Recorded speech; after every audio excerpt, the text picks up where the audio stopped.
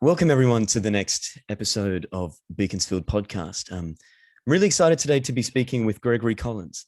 He's a lecturer in the Department of Political Science and on the program of Ethics, Politics, and Economics at Yale University.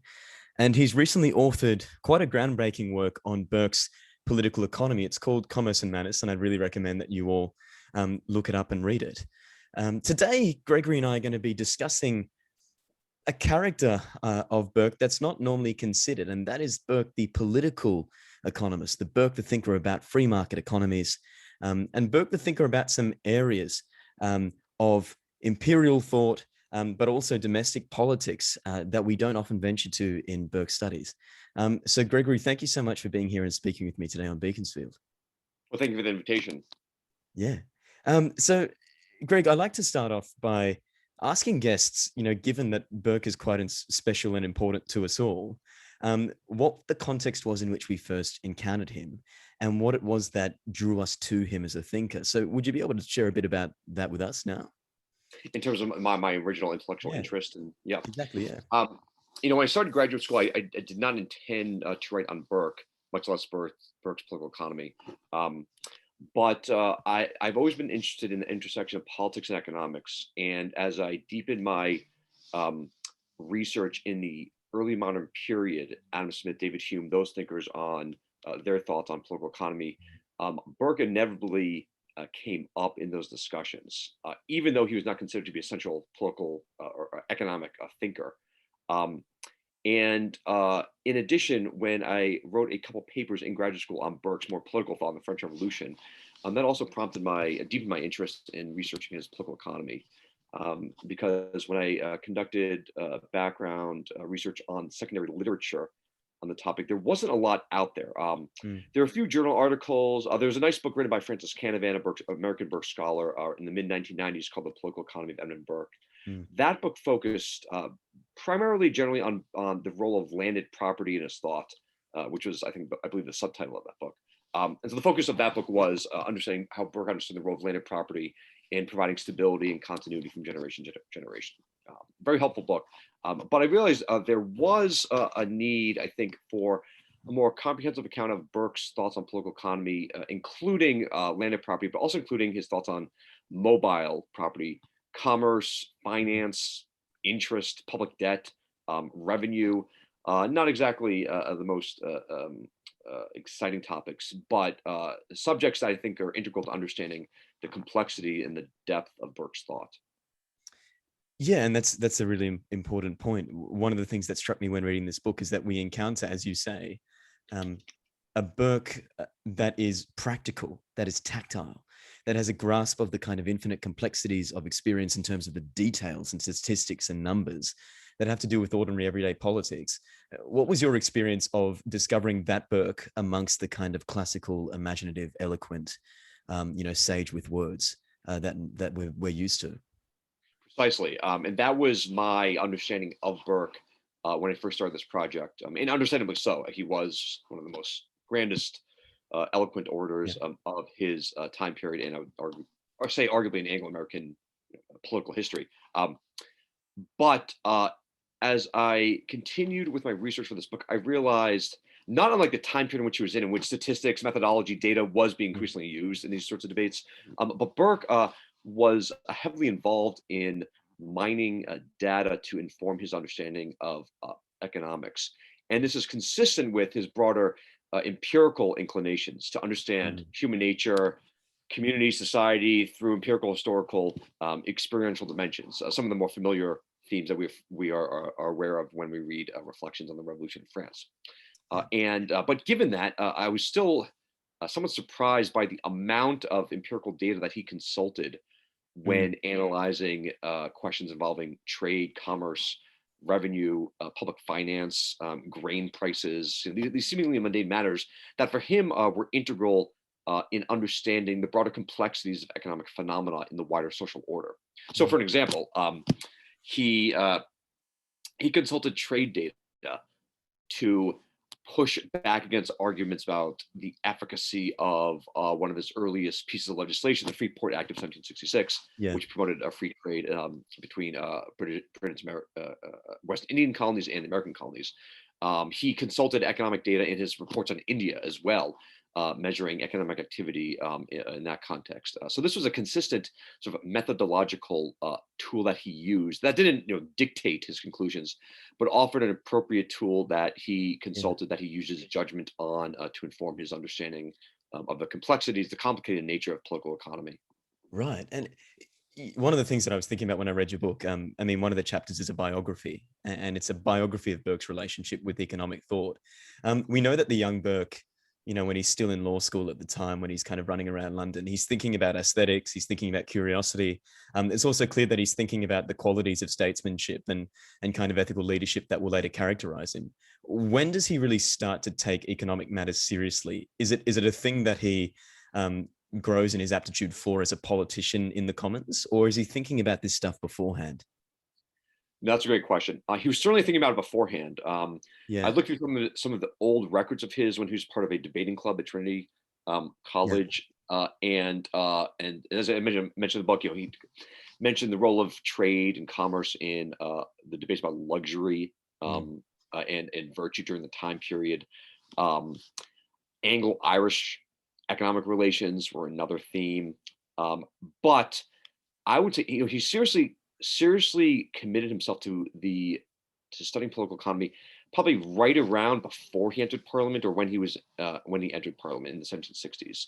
Right. Precisely because by necessity, if someone like Burke, who prided himself on being informed and knowledgeable about a wide array of matters, if you want to preserve that, if you want to have that reputation and preserve that reputation in Parliament, inevitably at that time period, you needed to have some command of commerce and finance, which it's safe to say not all landed aristocratic gentlemen had a keen interest in pursuing.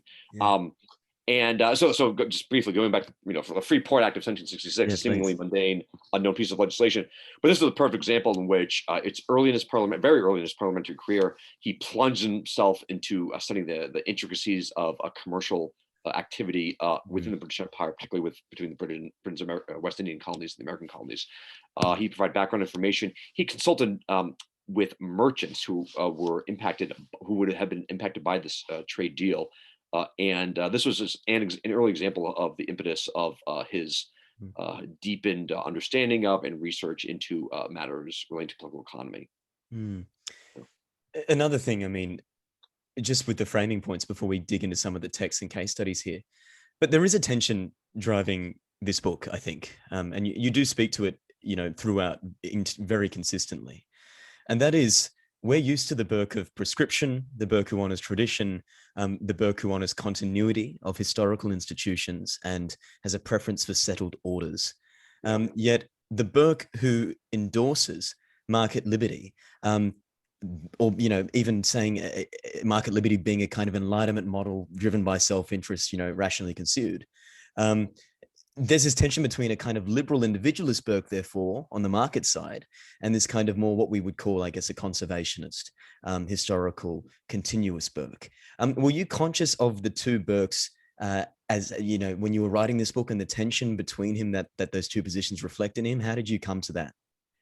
Yes, that's a great question, and that underscores, right, perhaps the key philosophical tension in his political economy. On the one hand, how can one preserve our cultural inheritance in his time period, Europe's Christian cultural inheritance, prior to the burst of mass commercial industrial society? On the one hand, preserve that, and on the two, preserve the fruits and benefits of a commercial society, public prosperity, rising wealth, rising income, productivity, efficiency, all these sort of modern conceptions of economic activity that we valorize today. By that time, his time period was still looked at with attached with a stigma, even during a time period in which merchants and the commercial classes were rising in power and influence. Now, I'm happy to provide the concluding philosophical argument right now on that matter, if you would like. Please, let's do it now. Yeah. Okay. Yeah. So in a nutshell, I don't want to discourage people from reading the book, but in a nutshell, first I'll preface this by saying, from our perspective as moderns, we do perceive this as some ineradicable, sharp tension between stability and change, the landed aristocracy, the hereditary aristocracy, Mm, pre-commercial Christian civilization on the one hand, and your Adam Smith, the elevation of productivity, efficiency, mm, mobile property, commercial society. Today, what we call capitalism, free market capitalism. In his time period, and he was not unique in thinking this. This was sort of reflective of the broader, unspoken assumptions of Britain at that time. Um, these two tensions were not necessarily as sharp as we think of them today. There okay. was an understanding that Burke, I think, eloquently articulated, that was able to reconcile them, at least in his time period, between these seemingly polar opposites between change and tradition, by preserving the Church of England, b, the hereditary aristocracy, Mm, c, simply this unwritten code of manners and ethics perpetuated by the clergy and the nobility, um, while weaving this seemingly modern new phenomenon of commercial activity into these pre-existing social and religious and ethical institutions and practices. For him, one was able to reconcile these two seeming tensions in a way that could promote the fruits of market liberty while protecting against its excesses. Um, mm, that is mm. this sort of core philosophical argument that he makes that tries to, preserve both of these approaches. Now, the question, of course, is whether, even if he was successful during his time period, whether this was sustainable over time, Yeah. and whether it's applicable today when, at least in the American context, we don't have hereditary aristocracy, we don't have a nationalized church, and so some of the historical contingencies of Burke's time are not directly Mm, applicable today. mm. And I mean, this is the exact tension we're going to be unpacking in case studies, because this is what is on hand in India, and I guess it's also why you call your book "Commerce and Manners." That the commerce occurs against a backdrop of ethical preconditions, which actually make market economies not derail the whole project of human life, but instead actually affirm it. So let's start with thoughts and details on scarcity. I must confess, every time I go back to read this text, I'm so uncomfortable with it because I've got this, I've got this image of Burke in my head that is very dear to me. That I can never quite work out how to reconcile with the things and positions, particularly his kind of anti intervention that he regulates on the question of the grain shortages. But reading your book, I came away having changed my mind. So I hope that we can do that for the readers today as well. Just because this is quite a difficult historical and policy circumstance, Greg, maybe if you could just tell us what the problem was that Burke in 1795 was confronted with and how he tried to solve it. Just so we can give our listeners some context about this rare, fairly rare part of his life. Absolutely. So much like the vast majority of Burke texts and writings, this text, with all some details on scarcity, his primary economic track, if we can even call it that, addressed first and foremost a particular socio-economic political circumstance, which was, simply put, instability in England's agricultural economy at Mm, this time period. Um, there is a string of grain shortages, scarcity, weak harvests, and exacerbated by the French Revolutionary Wars at this time period, if you recall, the mid 1790s. And these were not uncommon. These phenomena were not uncommon per se throughout the 18th century. They're recent, shortages, scarcity did occur, particularly when actually Burke entered Parliament in the 1760s. So from the 1760s to the 1790s, this was a constant economic concern mm, that held a vast social and political implications as well. The additional and not to be understated circumstance was the French Revolution itself. mm, And in the 1793-1794 period, the French were experimenting with price controls also to try to regulate the grain economy. This was after they tried to implement free market controls of the grain. I'm sorry, free market mm, grain policies as well. And so the French were dealing with their own particular concerns about whether the extent to which the grain economy should be regulated or not. And it's also crucial to underscore that the grain economy, I mean, grain, bread, those were essential provisions at that time period. These are not luxury items. These were essential for survival, for nourishment, and so on. And so they were central objects of concern, and which intensified which raised the stakes in trying to properly regulate grain in an appropriate manner. In this background, from this backdrop, Burke did advocate for government restraint in England's grain economy at the time. And at this time, also, we should add, of course, that there were proposals to regulate the grain economy through price controls, wage controls, grain subsidies, and other interventionist measures.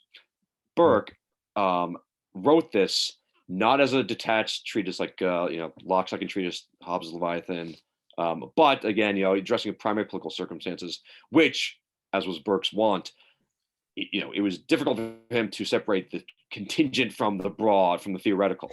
So he argued against government intervention and government meddling in the grain economy at that time. And it's in this text where he does most fully and powerfully defend common precepts of what today we consider to be a free market today.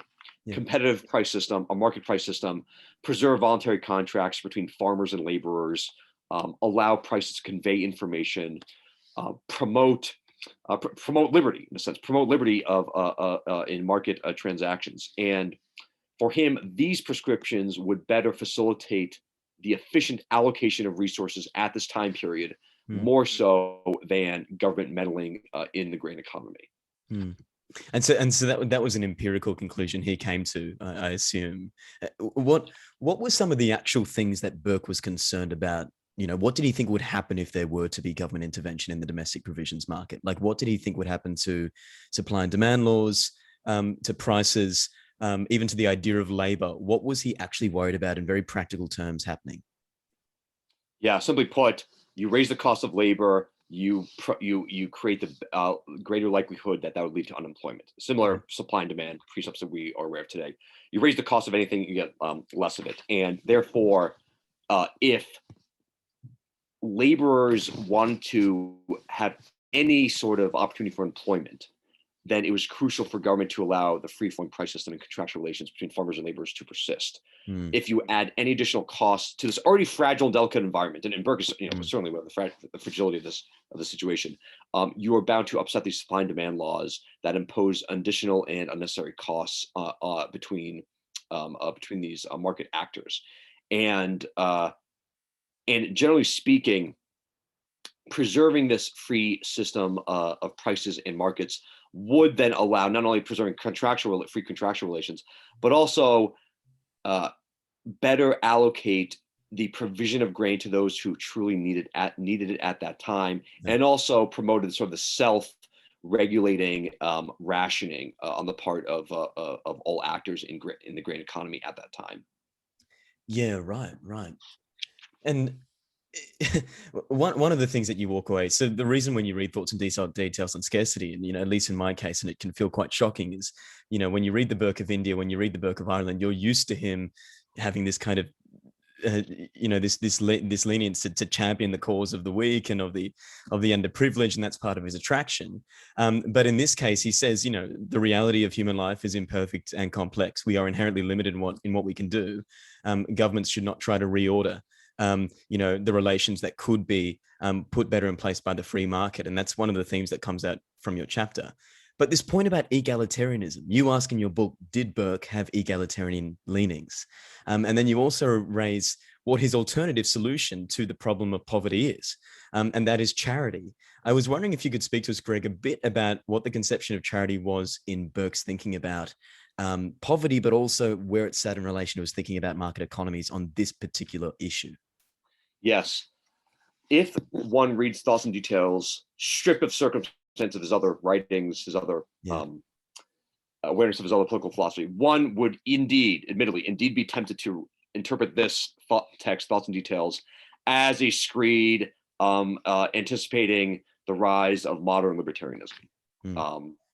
I mean, there are parts of this, you can copy and paste parts of this, and put them in Robert Nozick's books. Pick your libertarian, Milton Friedman, and so on. And this, I think, this interpretation reads modern presuppositions into Mm, Burke's Burke's political life and the life in the broader environment in which he was acting. mm, Um, he briefly mentions, to your point about charity, he briefly does mention charity. His point is that if supply and demand laws fail to provide necessary resources, and that's where charity comes into play.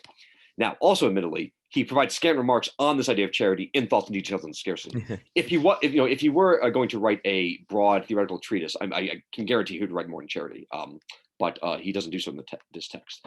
However, if we locate this comment on charity within his broader thought, in his broader own personal actions as a man of landed gentry, charity for him, of course, reflected the uh, aristocratic responsibilities of the higher social orders to provide welfare for the poor. mm, Uh, and this is crucial to understanding his conception of political economy if we take it in the widest sense possible, not simply to include economic data, supply and demand laws, the price mechanism, but also broader social context. And for him, this sense of charity, noblesse oblige, mm. the responsibility of upwarders to Yeah. to care for the younger, most vulnerable members of society, was crucial to his defense of market economies. So you have these two pillars of his thought. Supply and demand laws do typically adequately facilitate the efficient distribution of resources. If they don't, that is when private charity comes into play. Mm. And if the higher social orders did not provide this charity, then they were violating one of the most sacred obligations of a member of the upper class, and that is to promote the common good and look after the most vulnerable. For Mm. instance, as an example of his private efforts, he started a charitable school Yeah. for French emigres during the French Revolution, and it was actually very interesting. I didn't, some of this material didn't make its way into the final manuscript, but there is there is interesting remarks, I believe, by James Pryor, one of Burke's early Yeah. I biographies. love that biography. Yeah. Burke's sort of intimate involvement in the running of the school, how he his interaction with pupils, his Running around influence on getting the spoons and utensils. right, And yeah, yeah. So this is not, again, it's not the eloquent Burke we're fond of thinking about. So this is simply an example of his charitable endeavors. Also, and the book on this, even when at the same time he was defending robustly supply and demand laws, he consciously, because he was known for being involved in charitable endeavors in his local community, mm, he did provide bread to the poor below the going market rate, even at the mm, same time he was defending the market price system in Thoughts and Details on Scarcity. And so these are just a couple of examples of his attempt in his private life to sort of act out on his public yeah. principles of the Yeah. importance of charity. And I just want to note on that point that one of the joys of your book is that we do get that Burke. You get Burke the agriculturist too, and we know from his letters that was basically his deepest private passion, and he was very good at it. But this question might not be answerable, but I want to ask it anyway because I think it's important. But Burke can sometimes be criticized, I think, not just on this issue but on others like India, of being very normative in response to the failure of others to step up to the plate, if you know what I mean. So he can often say, hey, be charitable, be the gentleman of fortune, be better.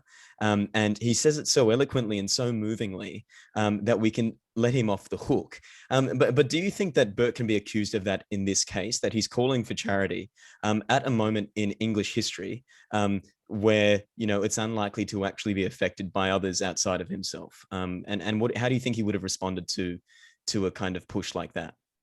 Yeah, no, absolutely. He's vulnerable on that front.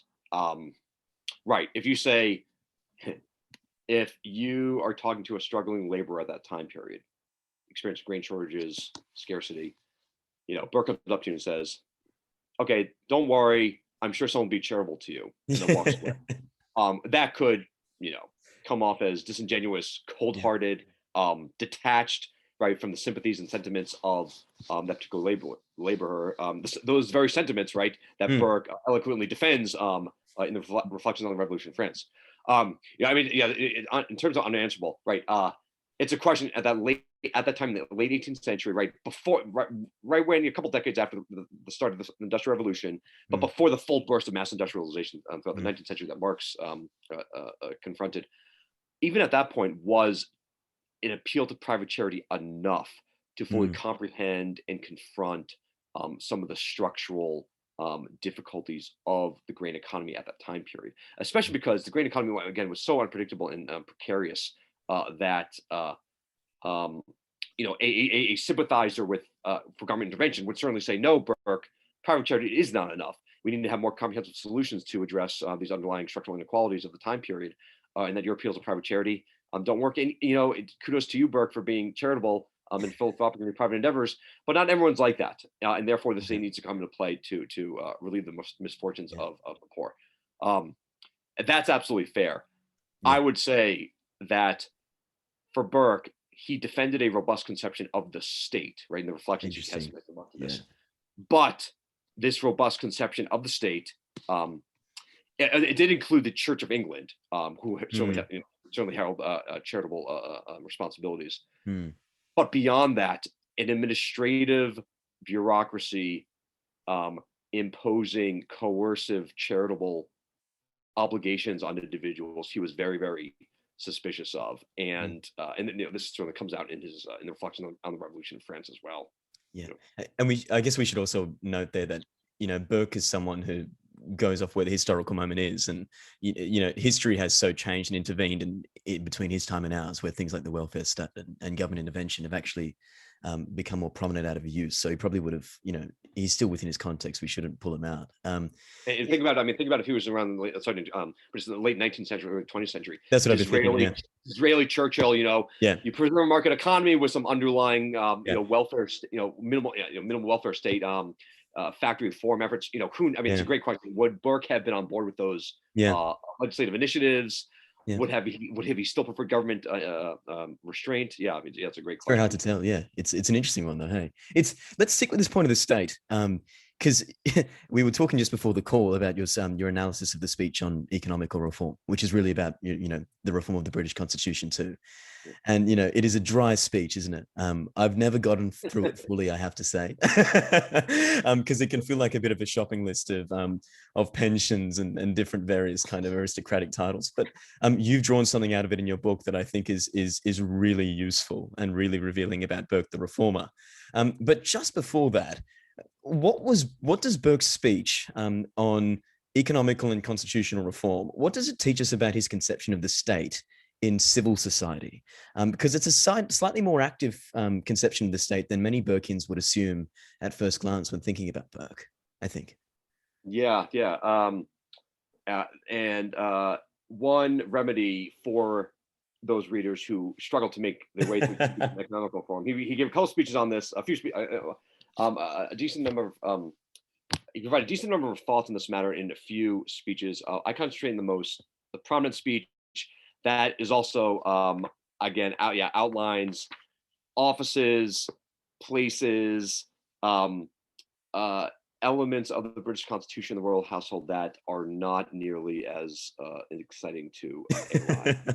French Revolution, which is why on page, I'm looking at my book right now, I provide a nice summary of those graduate students who have exams on Burke but don't want to read through the speech. I provide a nice laundry list of. Oh, that is so useful. That is so useful. I know the exact thing you're talking about. Yeah. On pages, let's see, 179. Yes, 179, 181. I have a nice laundry list of offices that he wishes to cut. But to your question, so Burke advocated for government restraint in the market, but he also provided a robust conception of the state itself as a necessary institution for the perpetuation and prosperity of civil society.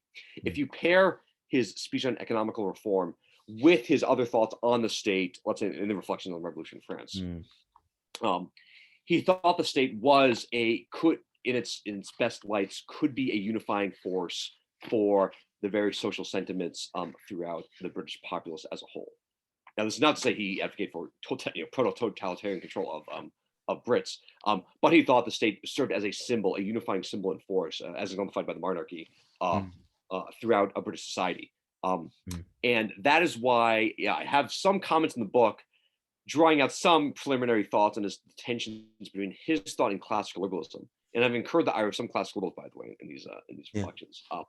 My reading of classical liberalism and I'm sympathetic to many of its precepts, is that it holds the state as a necessary evil in society, and libertarianism even more so. Right? Mm. And then, of course, some libertarian anarchists will deny the purpose and function of a state. Burke did not, in my reading, Burke did not view the state as a necessary evil. He thought, sort of reflecting Aristotelian Thomistic conceptions of civil society and state, it was a natural reflection of our social and political natures as beings, fundamentally, and therefore the state was a reflection of our social nature and also held important functions of utility in a commonwealth. And he in the speech he outlines a number of offices that he thought were actually draining reverence for this conception of the state, because it promoted excesses of the royal household and basically reflected government mismanagement, abuse, what was it, waste, fraud, and abuse, the phrase that we throw around today. And so for him, a state was robust, it should be defended, but it also should be cleansed of any excess offices and institutions that, in his good faith judgment, were simply not efficacious to promote proper conception of the state. And so in terms of conception of reform, we'll get to this a little later, he was quite willing to discard of institutions, offices that in his best judgment simply held no useful function or simply did not promote a revered conception of the state in general. And again, I have a nice list of offices that he wished to dismiss. And it's interesting. Just what came to mind there is, there's a point in the intellectual life of Edmund Burke where David Bromwich says that Burke's an anti-political thinker. And I don't think that David is saying there that Burke sees the state as a necessary evil. I think what he's recognizing it is that it has that fuller kind of social.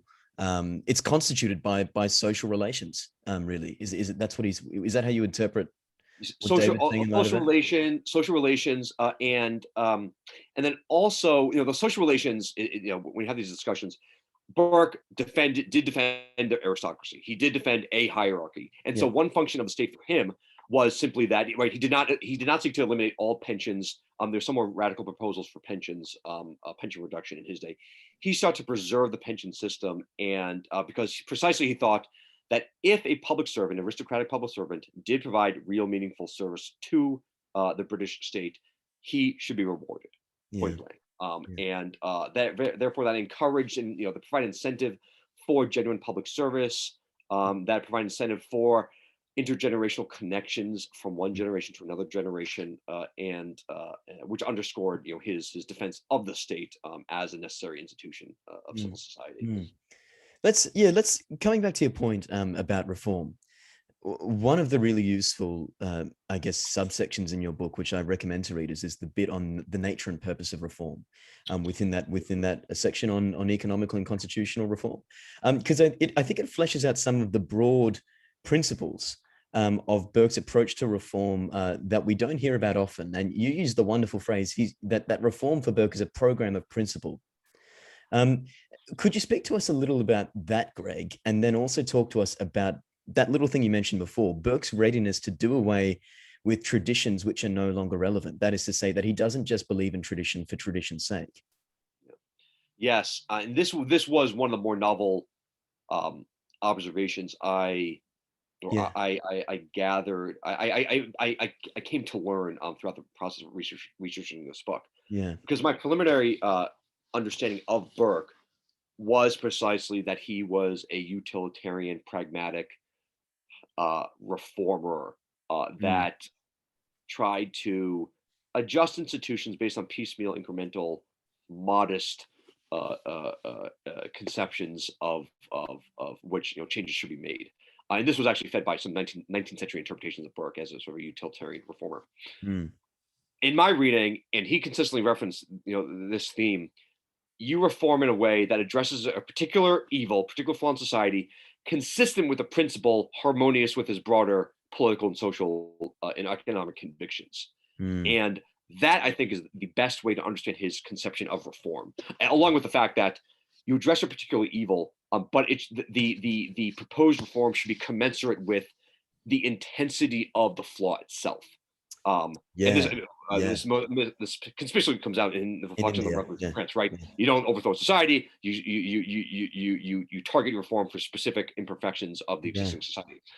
This theme, from what I gathered, was consistent throughout all of his reform efforts. Speech and economical reform in terms of Mm. getting rid of particular offices, a lot of particular offices of the British royal household.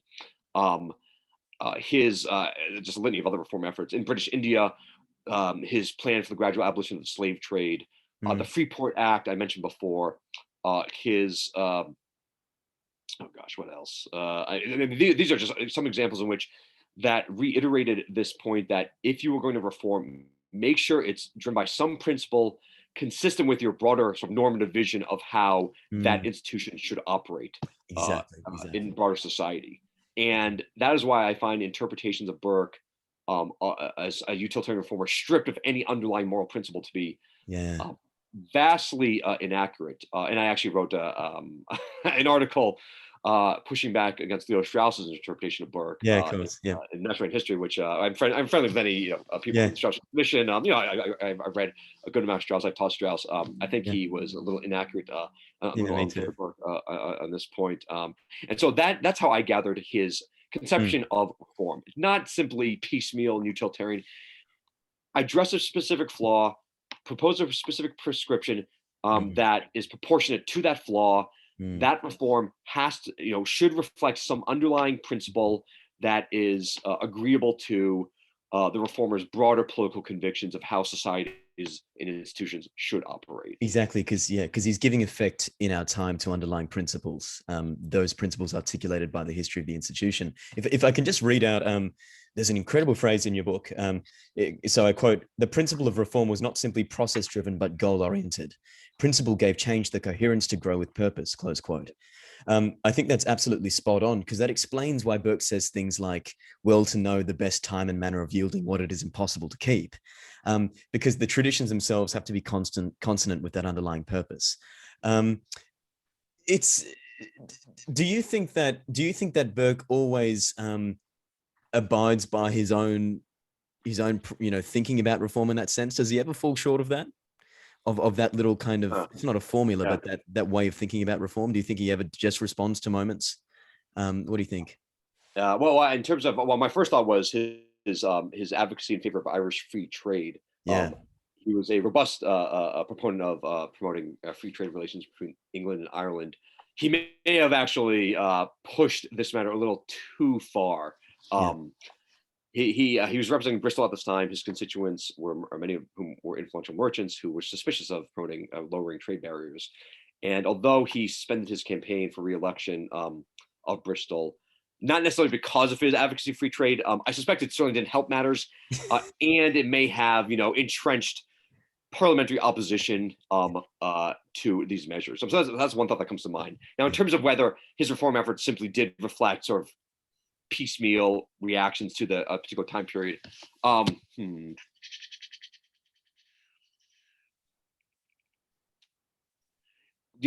me. His proposal to gradually abolish the slave trade is very interesting backstory. Yeah. Yeah. That was consistent with his belief that slavery was morally repugnant and should be abolished.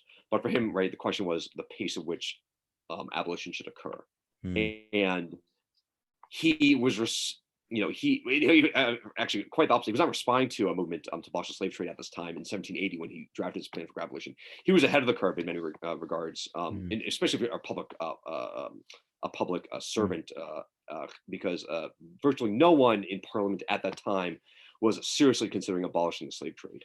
And so this was sort of the quintessence of his beliefs about reform. Establish the moral principle, and then enact reform in a way. I should add this to his list of guiding principles of reform. Enact reform in a way that actually will lead to lasting, meaningful change that will fully realize this principle without creating additional social disorder, of course. And so his proposal for slavery was to gradually enhance regulations of the slave trade to the point at which demand would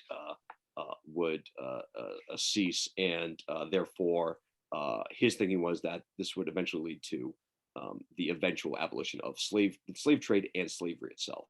It's interesting that, Now, yeah. go ahead. Yeah, go No, ahead. no, please, you go. Sorry, just cut out. You go. I was going to say, just briefly, I mean, for listeners, so he not disseminated this plan because at this time period, I mean, this proposal at this time period, around 1780, Yeah. Was radical in itself, even if it's gradual abolition. And there was other proposals proposing gradual abolition, but this was, I mean, a radical notion, especially if you recall that slavery, unfortunately, but it was a historical reality. It was a fundamental part of the political economy of the British Empire, most conspicuously in the British West Indies. So if you're gonna reform slavery, you're gonna reform the constitution of the British Empire, the economic, social, and political structures of the British Empire all at the same time. And so these are the realities that Burke confronted when he was trying to think of plans for gradual abolition. In the late 1780s, when this subject commanded the attention of Parliament, he switched to his position of immediate abolition. And P.J. Marshall, a great historian of British India, he wrote a book a couple of years ago on Burke and the British West Indies that nicely outlines this as well. And then Burke reverted back to his defense of gradual abolition because he thought immediate abolitionism would lead to additional social tumults and radical social disarray. It's interesting that he uses kind of market principles to present his solution in the gradual abolition of slavery. So he's saying, if we make the regulations so intense, the market will go elsewhere. That's kind of like his solution, isn't it? Yeah. So he was, his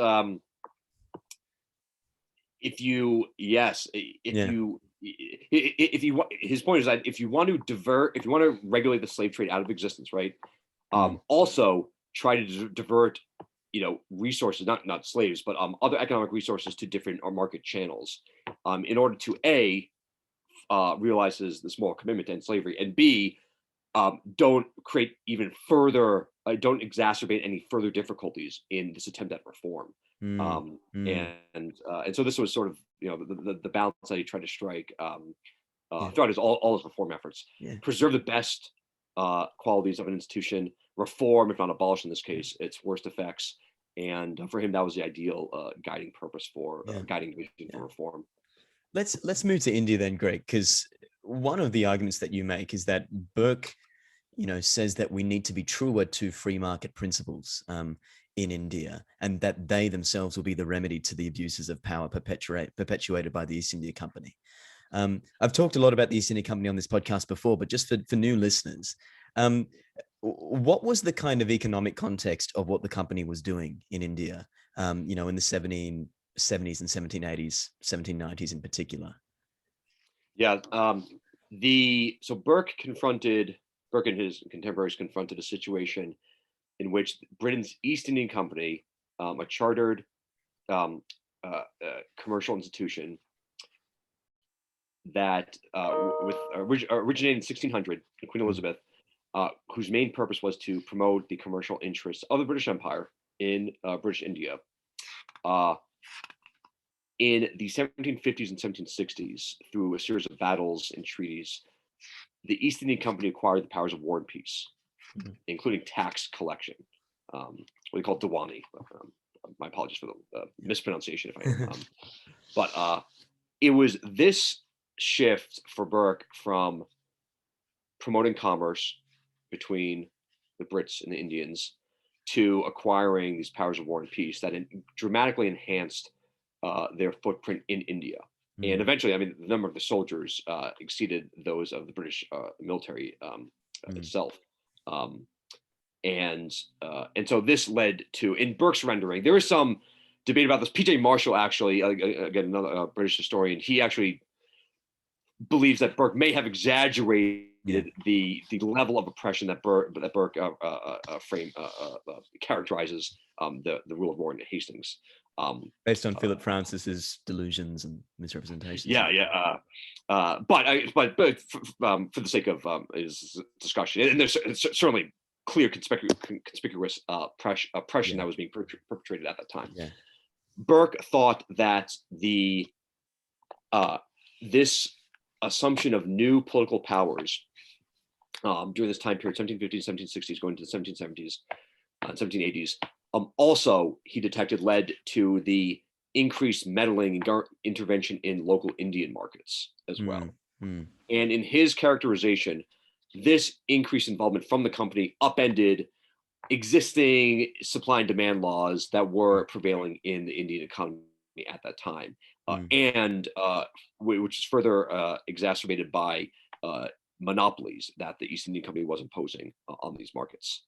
And for Burke, and this most fully comes out for listeners in his ninth report in his commentary on British India, in his ninth report, he discusses how the Britain's East India Company should relieve its presence, should tame itself, remove itself from meddling into the functioning of local Indian markets, and recover its, and also become more accountable to Britain itself, the British government itself, and therefore it could preserve its original purpose as a commercial institution to promote commerce of the British Empire, while also respecting the local, not only economic liberties, but also local institutions, customs, and practices of Indians themselves. And for Burke, this accomplished a couple of tasks. One, it was his way of trying to mitigate, if not end, the tyrannical practices of the East Indian Company and Warren Hastings in India. Two, it promoted his cherished beliefs about the importance of market-based principles in facilitating the coordination of economic resources. And three, it, consistent with our conversation about reform, it attempted to revive the original purpose of the East India Company, which was to promote commerce. And here, it's very interesting, because this is also reflective of Burke's broader sort of political convictions. You're preserving an institution, the East India Company, so you're not eradicating it based on some immediate flaw concern. You're preserving it, but you're also reforming it. And therefore, for Burke, you're trying to promote the best of what this company has to offer, the British Empire, while also trying to eliminate and temper its negative consequences. Yeah. So coming back to that original philosophical point with which you set out, why did Burke think that were you to restore, maybe that's not the word, were you to resurrect free markets in India under the East India Company? Why did he think that were you to do that, you would actually preserve the customs, ways of life of the Indian people? How did he reconcile that tension between prescription and innovation in markets that we talked about earlier, in this case of India? Because it's a great question, also applicable to his wider, going back to your original question about how he reconcile tradition and economic change. Yeah. In his rendering, and one would have to consult actual, real economic historians of British India. I mentioned some in the book about the extent of the actual vibrancy of the vibrancy of market-based activities in local Indian economies at that time period. But in his rendering, before the increased presence of Britain's East India Company, there was vibrant, thriving market institutions and this reflected broader Indian culture that was disrupted by this dramatic increase in the company's presence in India. And he has a famous passage in a speech on Fox's India Bill in which he outlines his plans to reform the East Indian Company, in which he and he also does this in the reflections on the revolution in France. He provides successive clauses praising the virtues of the opulence of Indian cities, the landed nobility, the religious traditions of India, and included in this section is the local, the mercantile traditions of India as well. In his characterization, it was this environment that was upset, disturbed by the increased presence of the company's employees and soldiers, and therefore you tame their presence. Then this could revive whatever vibrancy was present prior to their heavier involvement in that environment.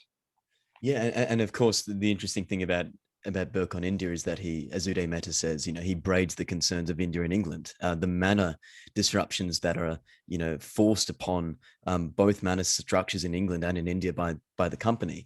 There's that wonderful, those wonderful phrases in speech on Fox's India Bill, like, these boys that go to India, they're fully ripe in fortune long before they're ripe in principle. They're drunk on the draft of power, all of that.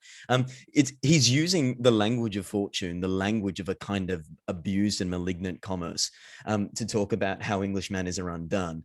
Why did he think that, free market economies, commerce in its original, healthy form would soften the manners of young Englishmen going to India?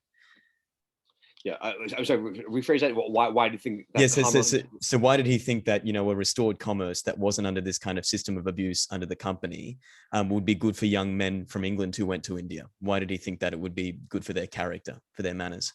In terms of Britain's East India Company employees per se. Exactly. Yeah. Exactly. Yeah. Yeah. So he outlines a and I didn't come across this in prior Burke books.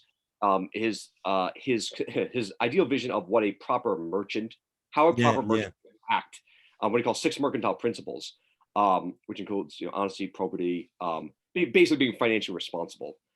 And for him, it reflected the demands, the sober demands of how a proper merchant should act. It also reflected the weighty, serious responsibilities of an institution like Britain's East India Company, which was a key feature of the British Empire at that time period. And for him, it was, and this goes to his sort of broader conception of his trustee theory of government, his belief in the responsibility of the hereditary classes to provide for the poor. There was an elevated sense of responsibility if you were going to trade on behalf of Britain's East India Company. And if you violated these principles, politically, economically, socially, then you violated this moral trust that for him bound company servants to the local Indian people. And this is also reflective of his broader imperial thought in general. If you are an imperial power, and Burke did defend the British Empire, did powerfully defend the British Empire, he did think it did have a rightful presence based on treaties, based on wars, based on various arrangements, both in West Indies and the Americas and in India. Even though they had a rightful, moral, legal the right to be the imperial power in these territories, they also had the moral right and responsibility to act with benevolence, to act with prudence, to act with responsibility. If you don't do so, then you break this moral bond, you break this moral trust, and therefore the imperial power requires reform, if not radical alteration. I should also add, just briefly, I wrote an article on Burke and Smith on the East India Company. Right. Smith provides some thoughts on the East India Company and the wealth of nations. He actually had a similar historiography as Burke with regard to the 1750s, 1760s, the Battle of Plassey, the Treaty of Allahabad, in terms of how these events increased the company's power. So not uncommon during the time period. He thought, however, that the East India Company, he was more keen on abolishing it, or at least removing its charter, than Burke, for arguments about economic inefficiency, his disgust with, this is Smith's disgust with monopoly, and so on. And so Burke and Smith, they held many agreements on economic matters. But here's one instance in which there was some tension between the two on whether to preserve the institution or whether to abolish it. And do you think that came down to, I don't know, did it come down to Burke's still principled belief in empire and what it could afford? Is that what the difference was? Or did Smith have that? I think, yeah. Ultimately, yeah. His more he was keener on preserving empire than Smith. And Smith, I remember at the end of Wealth of Nations, he basically says the American colonies aren't worth retaining. The Brits should give them up. Burke was more sympathetic to retaining empire. He was a practicing statesman as well as a political thinker, unlike Smith.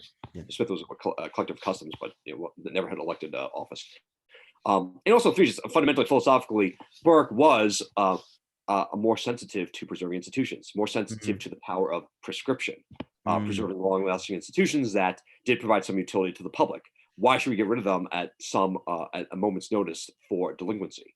Now, of course, the company itself, it was not a moment. There was their pattern of oppression, you can say, occurred over multiple decades. But even this, for Burke, was not enough to completely abolish the institution. If throughout the 17th century into the 18th century, it did actually provide a powerful utility to the British Empire. Yeah, it's really interesting. If we can finish then, Greg, on the French Revolution, the event that many know Burke for. As we said earlier in this podcast, your book is titled Commerce and Manners. And part, I think, of the argument in your section on France is that, you need this kind of ethical set of preconditions, or set of ethical preconditions, to be in place before markets can function in the way that they ought to. What did Burke think those ethical preconditions were? You've talked to them a little bit about them in the Indian context. What did he think they were? And how did he think that the French Revolution destroyed any possibility of their being there? Yes. Now, the economic argument of Burke in the Reflections is still, I think, underappreciated, mostly because his more popular aphorisms, quips, in the Reflections really capture the nub of what he's talking about. One has to defend one's cultural inheritance, preserve what is the best about that inheritance, reform what is worst. One should not completely overthrow society, as he thought the French were doing. And those are the main guiding principles of the Reflections. But tucked into this broader conception is this argument about political economy.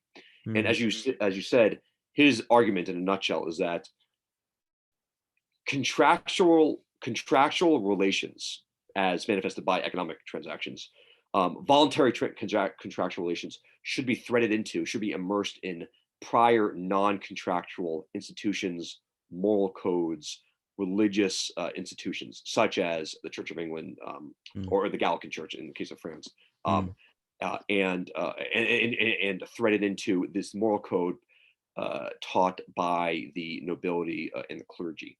And for him, you cannot have a thriving society in terms of public commercial prosperity unless you also had this additional non-contractual element to society as well. And this relates to some of his most famous comments in the Reflections, that society is indeed a contract, but not the type of contract that the social contractarians were endorsing throughout the 18th century, for both in England and in France. And for Burke, then, these ethical preconditions were precisely related to the idea of chivalry, sort of a common theme in the 18th century. And it's not a romantic conception. I don't think it's a romantic conception. It's simply the fact that as the theme emerged, in medieval society, one should demonstrate restraint, discipline, and care for those who are weaker in society. Including distinctions between the sexes, and therefore men should show respect and deference to women. The higher social orders should show deference and respect to the lower social orders. So there's a distinction of ranks in society that inevitably, from American perspective, is a little uncomfortable. We don't like to think we have these hereditary aristocratic privileges. But for him, this was a fundamental social pillar of European civilization, of Christian civilization, that provided the necessary basis, ethical, social basis, for the emergence of modern commercial society. If you eliminate that foundation, then you eliminate any stabilizing institution or constraint that requires commercial society to persist. The final thing I just want to bring up is there's an interesting paragraph in the French chapter where you say that Burke was not reacting against the French Revolution in a reactionary way. He wasn't, again, defending tradition for tradition's sake. He was actually trying to defend a different idea or approach to progress or change than that proposed by the French revolutionaries. He was trying to affirm the market economy. What were the conditions in France, the economic conditions that led to the revolution? And how did he think that a market economy kind of approach could have solved those rather than a kind of broad scale revolution like what we saw? Yeah, in a nutshell, and there's been a cotton industry of books and articles written on the French Revolution, of which I labored through in the research for this book, many of which I did not get a chance to read. The conventional interpretation, right, is that the France accumulated a growing public debt throughout the 18th century due to wars, including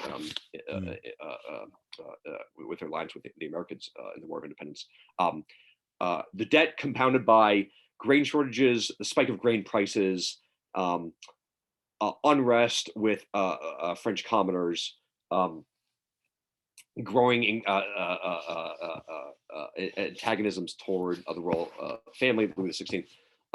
All of this, in some way, was a confluence that led to Louis XVI convening the States General, the Third Estate transforming to the National Assembly, and many of the other commonly known events of the French Revolution. In terms of the economics, right? So the French revolutionaries, as I mentioned earlier, they tried to implement grain prices initially, and so therefore I started my book, the book with this puzzle. The French were trying to enact grain prices, which were also there were attempts to do so prior to the French Revolution. The French were trying to enact grain prices during the French Revolution initially. Burke was, as we discussed earlier, was a firm advocate of free grain prices, like the French were trying to propose during the French Revolution. If this is the case, then is not Burke's economic thought very synonymous with, harmonious with the French revolutionaries? Is Burke not a cryptic French revolutionary in disguise? The French, however, because of persistent economic and financial difficulties during the French Revolution, they then started to, as I mentioned earlier, enact price regulations and price controls to again make up for these shortages and scarcity throughout the 1790s, including that 1793-1794 period, which partially inspired Burke to write Thoughts and Details on Scarcity. For Burke, this whole process was not systematic, consistent, similar to our conversation on reform, systematic, consistent with any sort of guiding principle that could retain the fruits of not only market economies, but the fruits of the ancien regime, retain the fruits of society and also reform its worst elements. For Burke, there's too much too soon, and therefore, and most conspicuously, the French, their expropriation of the Gallican church property, which consisted around 10% of the land mass of France at that time, and they use that as collateral to issue assignats, part of my French, but basically interest-bearing loans that became legalized legal tender paper money throughout France, which Burke detected led to hyperinflation, the disruption of supply and demand laws, the growing distrust between creditors and debtors, between market transactors, between the countryside and the in urban areas. So I mean, these financial and economic arrangements for Burke simply struck of a lack of a systematic, thoughtful, moderate. I hesitate to use the word moderate. Approach proportionate to the flaws of the existing French regime. And for him, this just underscored the radical nature of the French revolutionaries, albeit who held varying degrees of ideology throughout the French Revolution. But for him, these economic ramifications was reflected a broader political misdiagnosis of French society and culture at that time period. And for him, then it was counterproductive and it would lead to social disorder, which it did with the Reign of Terror. And yeah. And see, once again, I mean, the great strength of this book is that when you do, surround your analysis of what Burke is seeing in France with the details of what was actually going on at the time, it does open up a whole different vista of reading him. Greg, it's been a wonderful conversation. I would love it if you could finish with a reading of your final paragraph from your epilogue. You introduce it in the context of Burke's phrase, "If our wealth commands us, we are poor indeed." It's a wonderful phrase, but I would be really grateful if you could please read it out just for our listeners, because I think it captures something important. Precisely, right. And this final paragraph underscores this idea of Burke. We should command wealth. Wealth should not command us. Yeah. Wealth produces great fruits, but we should be aware that there are deeper fruits of society that provide this ethical, social, religious foundation for the accumulation of profit. And here it goes. So, quote, "In the end, Burke's conception of political economy, seen in its fullest philosophical dimensions, teaches us to be on watchful guard against the seduction of perishable agreements, and to strive to maintain objects of permanence in our lives, that can withstand the vagaries of markets and the transient nature of voluntary contracts. We should make sure that the temptation for gain in the commercial economy does not overwhelm our deeper social obligations to our fellow neighbor. We should recognize both the possibilities and limits of trade in order to prevent a healthy appreciation for market liberty from transforming into the crass monetization of all social relations. We should be aware that our deepest friendships are those of an unconditional nature. Burke himself attempted to heed these lessons, for at the same time he was passionately defending the laws of supply and demand in Thoughts and Details on Scarcity. Burke knowingly violated them by offering high quality bread to the poor in his neighborhood below the going rate, thereby making markets obedient to charity and calculation to grace.